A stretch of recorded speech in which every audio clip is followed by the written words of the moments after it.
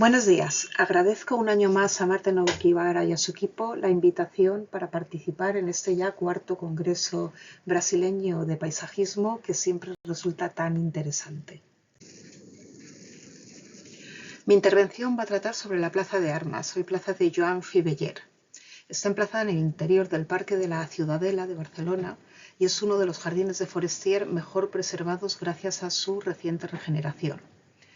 En esta actuación se han recuperado valores formales, valores ambientales y representativos del conjunto mediante un riguroso estudio histórico y la aplicación de criterios de biodiversidad y soluciones técnicas compatibles con un ámbito arqueológico y patrimonial.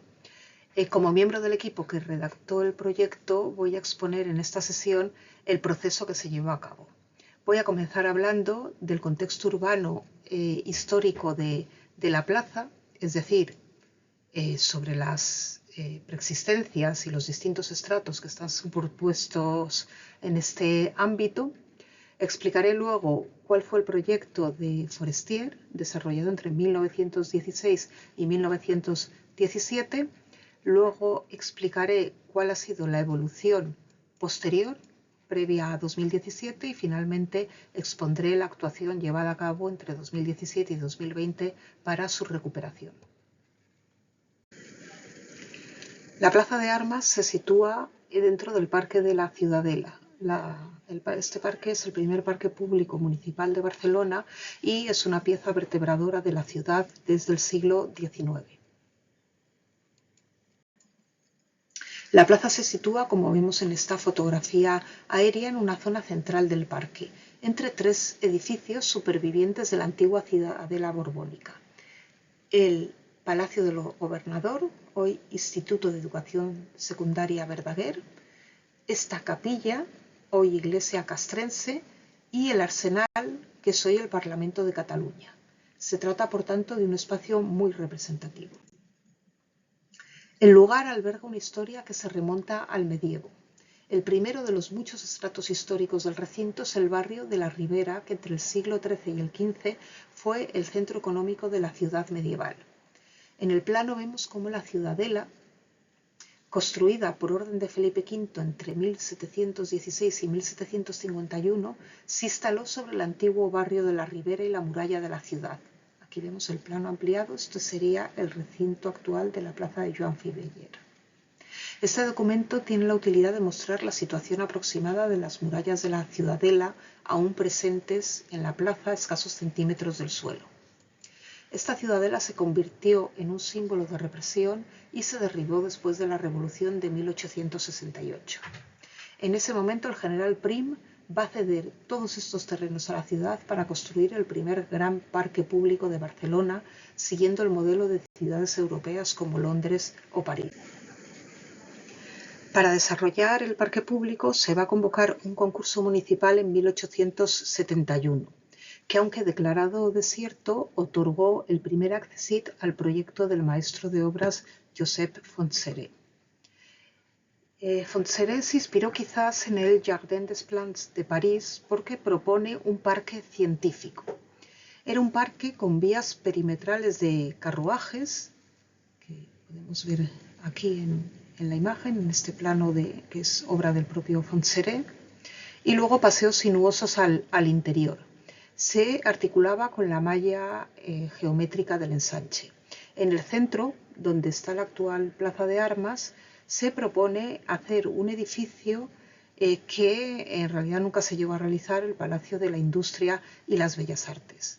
Este proyecto de Fontserè se llevó a cabo, aunque se vio bastante modificado posteriormente, pero perviven algunos elementos como el umbráculo, el lago, elementos además que le dan pues, un carácter especial al conjunto. Años más tarde, cuando se plantea la realización en Barcelona de la Exposición Universal de 1888, se piensa que el Parque de la Ciudadela puede ser un buen lugar para alojarla.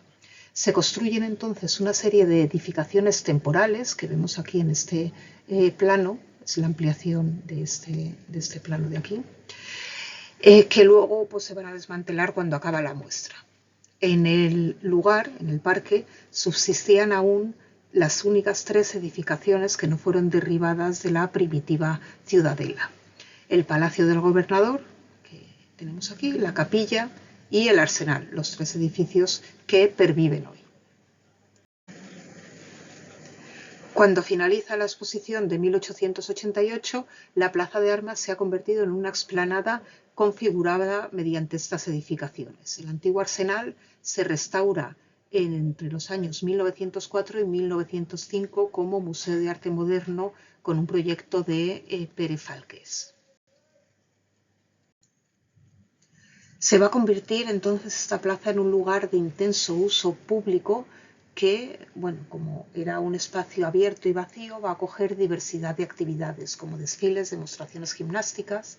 En 1904 se instaló sobre este lugar un velódromo que va a ser desmontado ese mismo año. También existió en esta época un hipódromo. Años más tarde, en 1911, se va a instalar en el Parque de la Ciudadela el Parque de Atracciones Saturno Park. Esto era algo pues, muy habitual en los parques públicos de la época. La montaña rusa de los Urales, que vemos en esta imagen, se va a situar frente al antiguo arsenal, es decir, sobre la actual plaza de armas. Más tarde se va a trasladar al lago y luego pues, se retirará. Hasta que finalmente Forestier va a recibir el encargo de ordenar este espacio. El ingeniero había llegado en 1915 a Sevilla, procedente de París. En la capital francesa, como conservador de los bosques de la ciudad, había intervenido en proyectos como el del Campo de Marte o el Parque de Bagatelle, entre otros. Después de su encargo para el Parque de María Luisa en Sevilla, va a iniciar una intensa actividad en España. En Barcelona, sus 3 primeros encargos van a ser de espacios representativos. La ordenación paisajística de la montaña de Montjuïc, en el marco de la Exposición Internacional de Industrias Eléctricas, el jardín de la Central Térmica de San Adrián de Besós y la Plaza de Armas en el Parque de la Ciudadela. Es el ejemplo que nos ocupa. ¿Qué plantea Forestier para esta Plaza de Armas? Conocemos su propuesta con cierto grado de detalle, ya que el autor la reproduce en su libro Cuaderno de Dibujo y Planos, bajo el título Proyecto para la Plaza del Museo en Barcelona, Jardín para una plaza de escasa circulación. Forestier ordena una plaza rectangular con un camino para tráfico rodado perimetral. Tiene una imagen, pues quizás podemos relacionarla con la de las squares inglesas o parisinas. La organización interior, sin embargo, tiene reminiscencias clásicas. El espacio se va a organizar mediante una sucesión concéntrica de elementos que remite a modelos repetidos a lo largo de la historia de la arquitectura del jardín. Por ejemplo, el Teatro Marítimo de la Villa Adriana, el recinto de la Fuente de Venus en la Villa Medicea de Castello o el Isolotto de Bóvoli. El espacio central de este lugar está ocupado por agua, algo también muy clásico, un estanque sobre el que en 1918 se situó la escultura Desconsol, obra de uno de los más relevantes escultores modernistas catalanes, Josep Llimona. En su libro, el ingeniero incorpora además una lámina con detalles constructivos del remate del estanque oval, su encuentro con el seto de mirto perimetral y el detalle del anillo de bancos y setos altos que cierra el espacio. Estos setos altos, como ven, tienen una disposición en U. Sobre este tema vamos a volver más adelante. En el breve texto que acompaña el proyecto se define la plantación. Plátanos recortados y guiados de forma que se favorezca su crecimiento horizontal. Se plantea limitar la altura a 4 metros para no impedir la visión de los edificios, entonces recién restaurados, y se propone injertar unas ramas con otras para que formen una bóveda de sombra. Para el seto oval se va a elegir el Cupressus macrocarpa de Lambert, el ciprés de Lambert. El mirto común va a ser la bordura que se va a plantar alrededor del estanque y que va a contener además agua naturalizada con plantación de nenúfares. Y todos los parterres de alrededor serán parterres floridos. La plaza se va a ejecutar según el proyecto de Forestier. A partir de ese momento se van a suceder una serie de intervenciones que van a variar ligeramente su fisonomía. La primera fue realizada por Nicolau Maria Rubio y Tudurí. El arquitecto, que fue luego director de Parques y Jardines de Barcelona, desarrollando una muy relevante actividad en la ciudad, va a colaborar con Forestier desde sus primeras obras en Barcelona. En el Parque de la Ciudadela, Rubió intervendrá de forma directa sobre el proyecto de Forestier, prolongando el eje mayor de la elipse. Lo va a enfatizar con dos pequeños jardines rematados con esculturas que vemos aquí en las fotografías aéreas. En un lado estará el monumento a los voluntarios catalanes del escultor José Clara Ayats y en el otro de esa obra de Josep Dunaic y Sala. En 1951 el recinto fue declarado Jardín Histórico Artístico. A pesar de ello, en 1956 la ampliación y modernización del zoo, que se había emplazado en el parque a finales del siglo XIX, supuso la pérdida de una parte de la superficie de jardines. El zoo estaba en este lugar y está todavía en este lugar. Durante la democracia, el Arsenal, recordemos que es este edificio, aquí lo vemos también, vuelve a recuperar su función como Parlamento de Cataluña. Esto es importante porque el espacio va a recuperar así su carácter representativo que se había diluido en cierta manera o perdido un poco.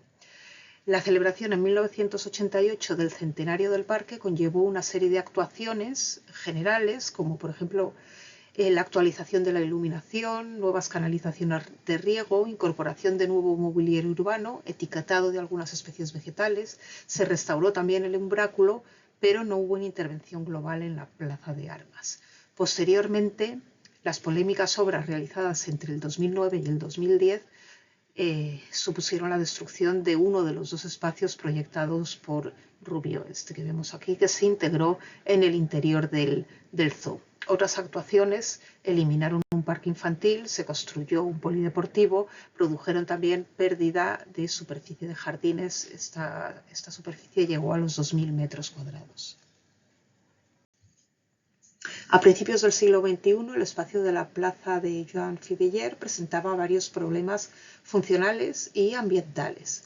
El principal eran los encharcamientos recurrentes provocados por el pavimento de sablón, que estaba muy contaminado con arcillas y había perdido su permeabilidad.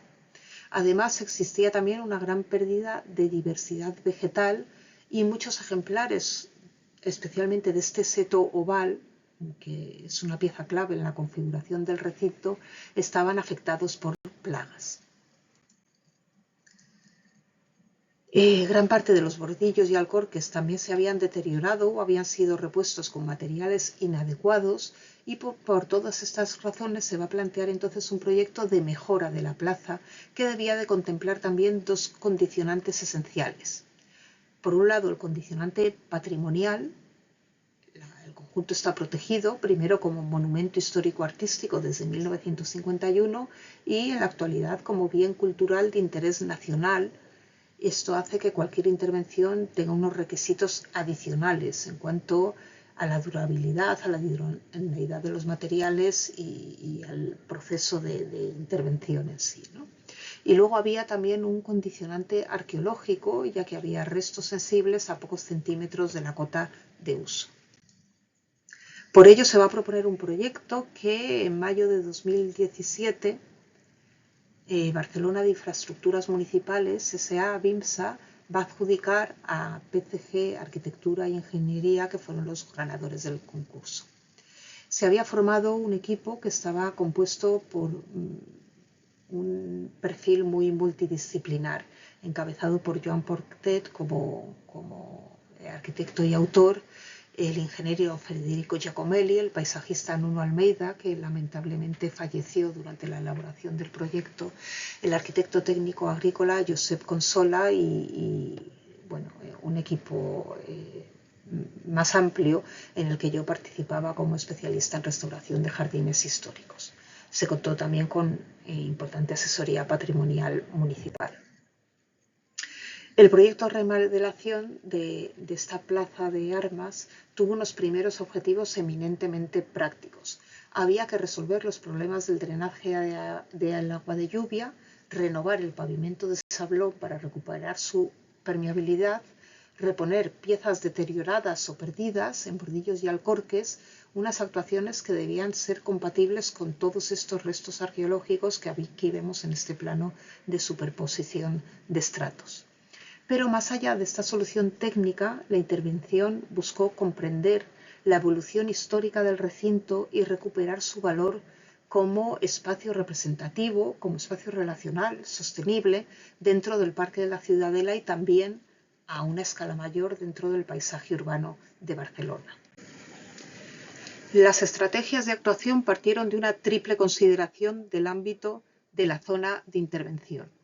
Primero como jardín histórico, luego como zona arqueológica que documenta la historia urbana de Barcelona y también como patrimonio natural de la ciudad. Esto implicó la adopción de una visión holística de la transformación de la plaza, que consideró sus dimensiones sociales, culturales, espaciales y medioambientales de una manera que quiso ser integrada y coherente. En el proyecto, por supuesto, se observaron las líneas estratégicas del Plan Verde y la biodiversidad urbana de Barcelona y se aplicó la estrategia de residuo cero, de forma que todos los residuos generados durante el proceso constructivo fueron integrados de una forma u otra en el parque. Además, como vemos en estas imágenes, se consideró el valor identitario del espacio y durante la obra se instalaron allí unas lonas informativas sobre la historia, la plantación y la actuación que se iba a llevar a cabo. Una parte fundamental de la propuesta fue el estudio histórico. Se analizaron más de un centenar de documentos y fotografías históricas procedentes de diferentes archivos. Destacamos aquí las del Archivo Histórico de la Ciudad de Barcelona, el Archivo Nacional de Cataluña, el Archivo Municipal Contemporáneo de Barcelona, el Archivo Municipal del Distrito de Gracia y el Archivo Histórico del Distrito de Ciutat Vella. Se van a consultar también otros repositorios como la Memoria Digital de Cataluña y el Centro Excursionista de Cataluña, así como una extensa colección de postales del siglo XX y fotografía aérea a todos los vuelos históricos. Toda esta búsqueda produjo una gran cantidad de material que se ordenó, se valoró y su confrontación con el proyecto original de Forestier permitió conocer la evolución del jardín y establecer los criterios más adecuados para la intervención, considerando además el resto de aspectos, ¿no? Los técnicos, patrimoniales y los medioambientales. Sorprendentemente, a pesar de ser una obra bien conocida del urbanista francés, la investigación histórica desveló algunos aspectos del proyecto poco explorados. Estos aspectos, como veremos, se refieren fundamentalmente al seto oval que rodea el espacio central de la plaza. Entonces, en una serie de fotografías que se corresponden con el primer momento de implantación del jardín, se pueden ver los plátanos recién plantados, todavía muy jóvenes, y al fondo vemos el seto de cipreses que rodea la plaza central, aún de tamaño muy reducido. En el estanque aparece, como estaba previsto en el proyecto, la plantación acuática que desapareció más tarde. Está rodeado de una bordura que ha ido cambiando a lo largo del tiempo, fundamentalmente es mirto, pero alterna con otras especies más florales. Pero además, si nos acercamos a ese seto de ciprés perimetral, comprobamos que hacia el interior está perfectamente recortado, formando un límite elíptico que define la plaza, pero que hacia el exterior cada tramo forma una U, esa que señalábamos al principio en la planta, con un espacio interior donde se coloca plantación arbustiva variada, que crece sin recortar de forma libre. Estos parterres del perímetro exterior alternan plantación floral y pradera. ¿Cuándo se pierde esta estructura vegetal que cuando la descubrimos nos resultó muy interesante? Pues bien, otra serie de fotografías tomadas con motivo de la recuperación del edificio del antiguo Arsenal como sede del Parlamento catalán en 1932 muestran la total sustitución del seto de ciprés. En ese momento se va a suprimir también la plantación libre que ocupaba el perímetro exterior del seto. Aquí vemos la evolución. El nuevo seto se va a consolidar, se van a dejar algunos ejemplares singularizados con forma columnar. ¿Y por qué se hace esta operación a los pocos años de plantar el seto? Pues quizás no fue solo un deseo de renovar el aspecto de la plaza. Sabemos que el Cupressus macrocarpa fue un árbol que se plantó con profusión en España al principio del siglo XX. Es un árbol que luego fue muy atacado por un hongo, el Seridium cardinale o Corineum cardinale, que en pocos años produjo la muerte de un gran número de ejemplares. Quizás este fuera el motivo de sustitución por Cupressus sempervirens, que es una especie mucho más resistente. Pero, sin embargo, este nuevo tratamiento volumétrico del seto produjo una pérdida de biodiversidad, así como una dificultad de mantenimiento, ya que era un elemento vegetal recortado de una gran anchura. Esta pérdida de biodiversidad también afectó al estanque, donde se eliminó la plantación acuática. Después de contrastar toda la información, se optó por regenerar la plaza recuperando los elementos más significativos del proyecto de Forestier, que resultaron ser pues, muy acordes con criterios de diseño sostenible actuales. Esta es la planta de proyecto con la plantación propuesta. Y el detalle de estos setos Herum, que siguen ese mismo diseño del plano de Forestier, que estaba incluso acotado. Y bueno, nos pareció muy interesante recuperar esta doble visión del seto, recortado al interior y de una geometría muy formal, y al exterior con un aspecto totalmente distinto, ¿no? Más libre. Esto sin duda uno de los aspectos pues, más interesantes del proyecto de Forestier que se habían perdido. Los parterres se han dispuesto a una cota ligeramente inferior a la de los caminos, como estaban en el proyecto original, ya que de esta forma pues, se optimiza el empleo del agua de lluvia. Esto fue algo, la verdad, muy complejo, ya que los restos arqueológicos dificultaban la solución técnica de drenaje de la plaza. Era un objetivo fundamental, drenar la plaza. Sin embargo, la intervención ha posibilitado ampliar el estudio de estos restos, documentando de manera más precisa alguno de ellos. Se ha renovado el suelo permeable y se ha hecho un estudio pormenorizado de cotas, añadiendo una red de pozos y un sistema de tubos de drenaje que los enlazan, que han solucionado el problema de encharcamiento.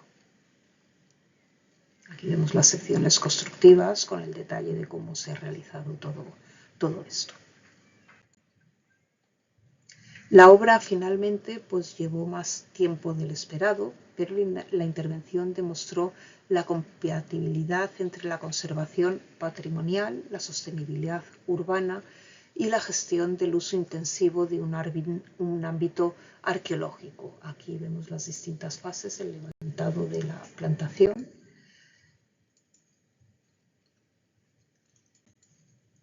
y finalmente la reposición de los nuevos elementos vegetales. Una vez finalizada la obra, el aspecto del seto perimetral era esta recuperación del seto oval en su doble condición y de los parterres rehundidos, pues lo que ha hecho es restituir un gesto compositivo y ecológico que podemos considerar pionero y que además tiene una gran legibilidad formal y que proporciona pues, beneficios ambientales. En la línea general del proyecto de favorecer la biodiversidad, se ha naturalizado el estanque con plantación de nenúfares y se ha recuperado el seto de mirto que lo rodeaba. Aquí vemos este seto de mirto. Los nenúfares están recién plantados, no se ven todavía muy bien, pero ahí están. En los parterres se ha sustituido la pradera por plantaciones de herbáceas y arbustivas basadas en ese listado de plantas vivaces que incorpora Forestier en su texto de 1920, aunque teniendo en cuenta, claro, su adaptación a condiciones de suelo y de clima locales y actuales. No ha sido posible recuperar todas esas especies, pero sí alguna de ellas y otras son de nueva introducción. Se han replantado además algunos ejemplares arbóreos perdidos y se ha restaurado el mobiliario y las piezas de remate de los parterres. El resultado de la obra fue la regeneración de un espacio identitario, sostenible, biodiverso, que ha reforzado el sentido representativo de la plaza y su lectura como obra paradigmática de Forestier en Barcelona. Además, es una parte esencial del paisaje urbano de la ciudad.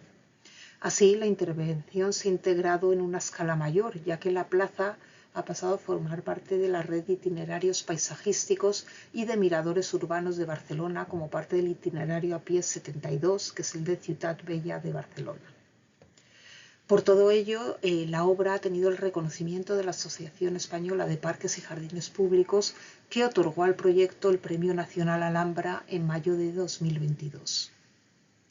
Para cerrar la exposición quería solamente hacer hincapié en la importancia de la investigación histórica y de la metodología multidisciplinar.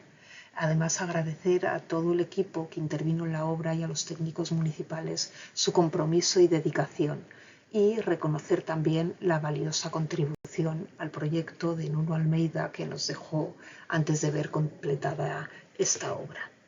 Añado al final la bibliografía de referencia, los archivos consultados, las fuentes documentales de Forestier y de Nicolás Rubio y Tudurí, y una bibliografía más específica. Muchas gracias por su atención.